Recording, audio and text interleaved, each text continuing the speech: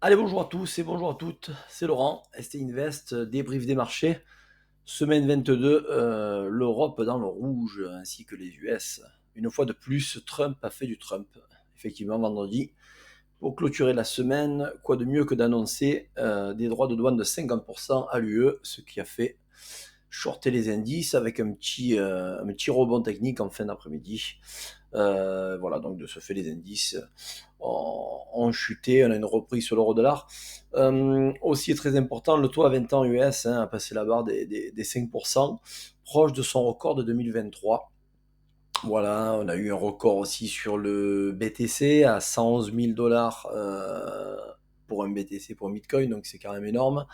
Voilà, on va faire le tour directement sur les graphes. C'est parti, let's go. On va parler sans plus attendre directement du NAS. Le NAS qui a passé une semaine un petit peu dans le rouge, de toute la semaine du 19, à partir de lundi 19. Une semaine un petit peu plus capricieuse du fait du taux, comment dire, du taux à 20 ans à 30 ans qui a augmenté.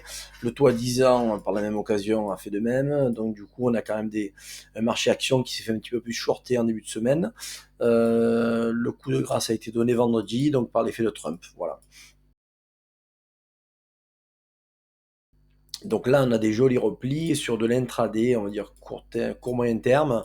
On a une belle zone de repli sur un OB, un order block en 4 heures, qui a été traversé mais qui n'a pas été comblé en totalité. On a eu un repli, fait un rachat, un rebond. Maintenant, est-ce que ce rebond sert de pullback? A priori, c'est un petit peu le cas. Clôture vendredi à 20 890. On a, voilà, donc là, on pourra voir lundi, tout dépend ce week-end, s'il va y avoir des annonces du côté de Trump sur l'UE par rapport aux frais de douane. On pourrait avoir, je pense, encore un marché qui, qui pourrait se faire shorter pour des zones un petit peu plus basses, venir sur les 20 612 serait aussi intéressante. On, sur du moyen terme, on a une très jolie gap du 12 mai qui n'a pas été travaillée, et pourquoi pas venir travailler la zone de gap qui correspondrait sur un pullback sur les 20 321. Donc si lundi on a encore de la chute, on pourrait s'attendre à des niveaux. Donc premier niveau, les 20 607, deuxième, les 20 300 points qui coïnciderait avec la SMA 200 période qui serait peut-être un support de rebond pour repartir en achat par la suite. Affaire à suivre. Géopolitiquement, sur l'US30, c'est un petit peu pareil. On a une clôture très baissière. Depuis lundi, ça se fait shorter. On avait un bel OB daily qui a été travaillé et qui n'a pas été comblé. Maintenant, est-ce qu'il va être comblé lundi, mardi ou mercredi?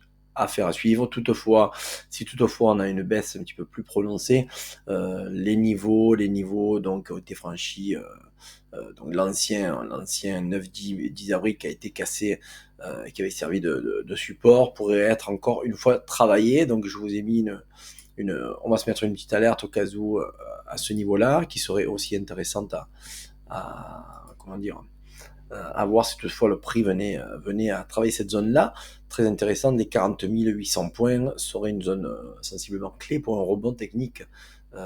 Voilà, donc là pour l'instant on avait une très très grosse baisse engendrée en février qui a été accentuée début avril pour quasiment créer un double bottom sur les points plus bas et avoir un bel élan haussier. L'élan haussier que l'on a quand même depuis le 22 avril, c'est normal d'avoir un retracement baissier. L'annonce de Trump a accéléré peut-être un petit peu les choses, mais on voit qu'on a quand même du repli, du rejet, donc pourquoi pas avoir un travail dans cette zone-là qui donnerait plus de conciliation à racheter le marché et venir récupérer des zones un petit peu plus hautes, peut-être de la TH. Voilà. Ce qui est inquiétant, par contre, c'est le taux à 20 ans. Hein. Ça, voilà. Il faut savoir que il y a quand même de la méfiance au niveau de la dette US, qui est depuis de 33 000 milliards de dollars. La confiance des banques et des investisseurs envers l'Amérique est un petit peu morose, donc les indices s'en font pressentir. Voilà, donc pourquoi pas avoir un marché qui se fait un petit peu plus shorté. voilà, on pourra avoir une récupération sur la dernière hausse, venir récupérer dans les 32%, 38% de la hausse serait pas impossible. Les 50%, c'est un petit peu bas, 40 290. Et là, à ce niveau-là, on aurait quand même un short de quasiment 5-6%. Donc, bon, affaire à suivre. Hein.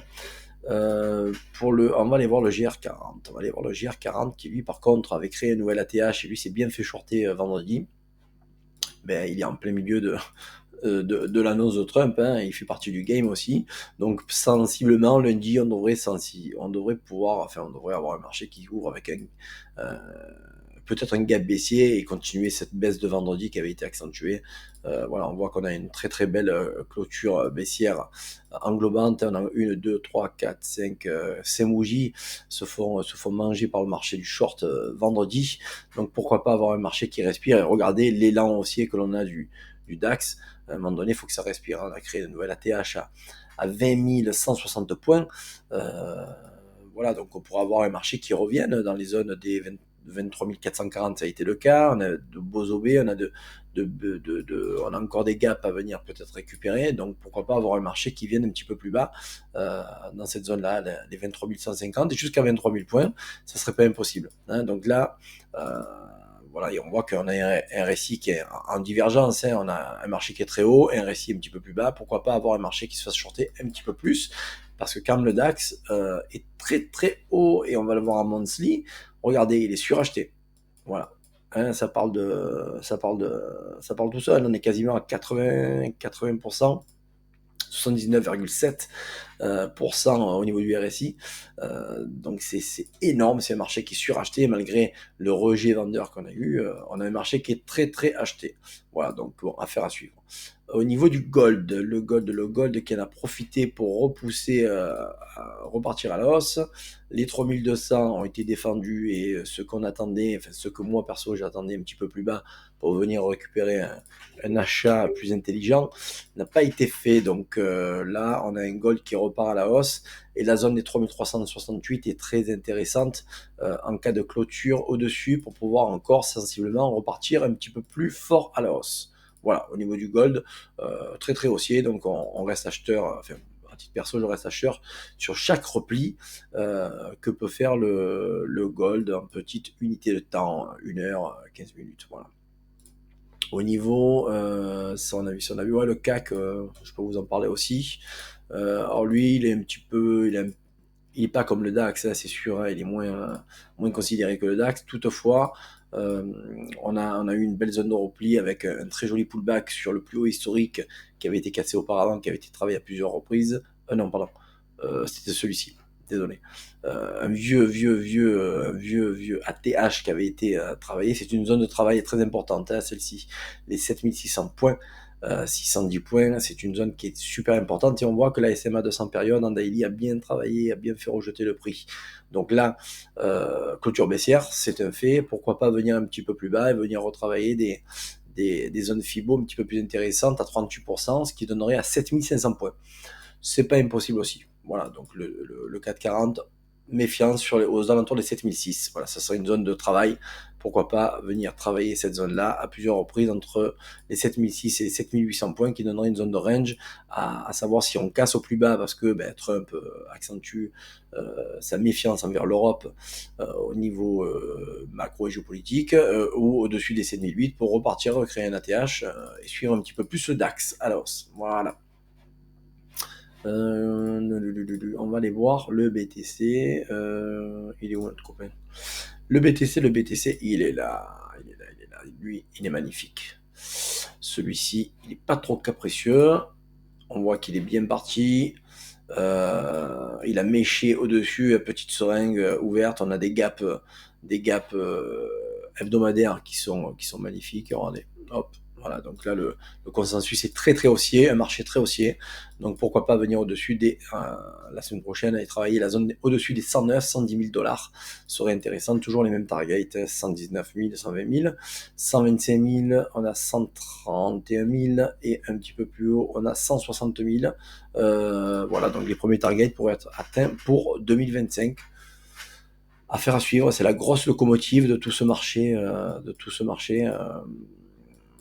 crypto-monnaie. Voilà. Donc lui, il a repris du poil de la bête. Au niveau du Fear and Greed Index, on reste quand même dans la cupidité, mais on va voir lundi si celui-ci ne va pas baisser.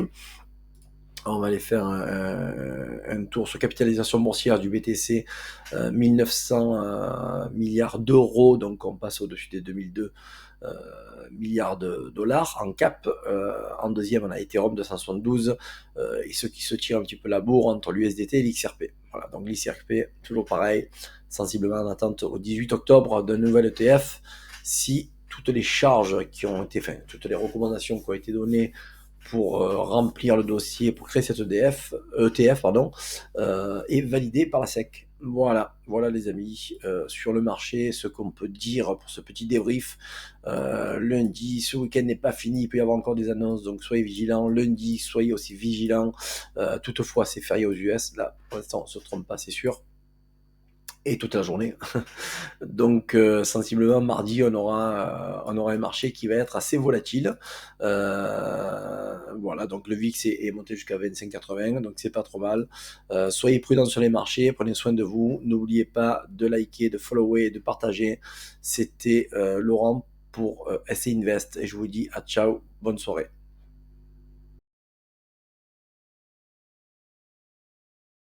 Disclaimer.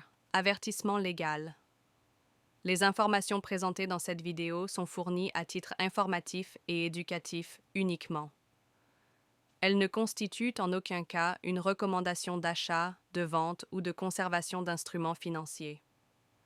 L'analyse technique et fondamentale présentée reflète uniquement notre opinion à l'instant de l'enregistrement et peut évoluer sans préavis. Chaque investisseur doit effectuer ses propres recherches et consulter, si nécessaire, un conseiller financier indépendant avant toute décision d'investissement.